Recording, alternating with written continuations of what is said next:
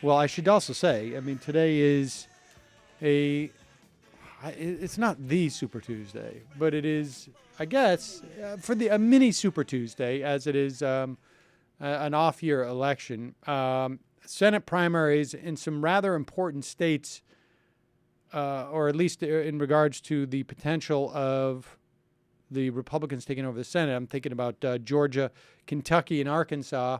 Oregon is also having a Republican Senate primary today. We will have on the program tomorrow Dave Weigel, who is one of the better reporters out there when it comes to what's happening in the states. The guy seems to be constantly traveling, and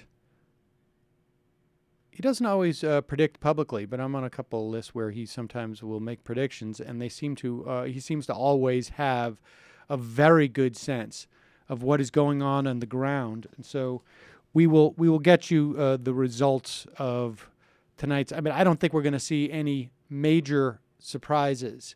And we're going to hear the narrative that the establishment Republicans have regained their footing. And that may be the case, but only insofar as they have now moved so far to the right that they have closed out the daylight.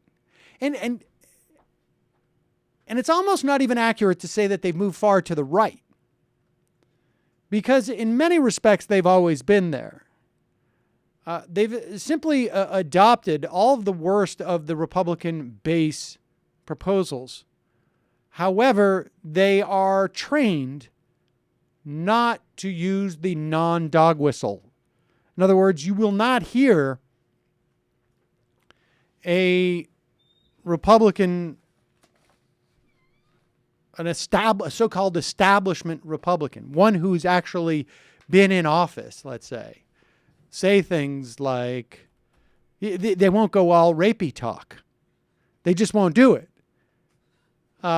They'll say other things about personhood or whatnot, but they won't go into that same arena. I don't know that you could find a lick's worth of policy discrepancy, but again, these are just more media trained. So when you hear people talk about the ascendancy of the establishment, just know that it was really it's the same money, and it's just they realize that they have to go for people who are just better media trained.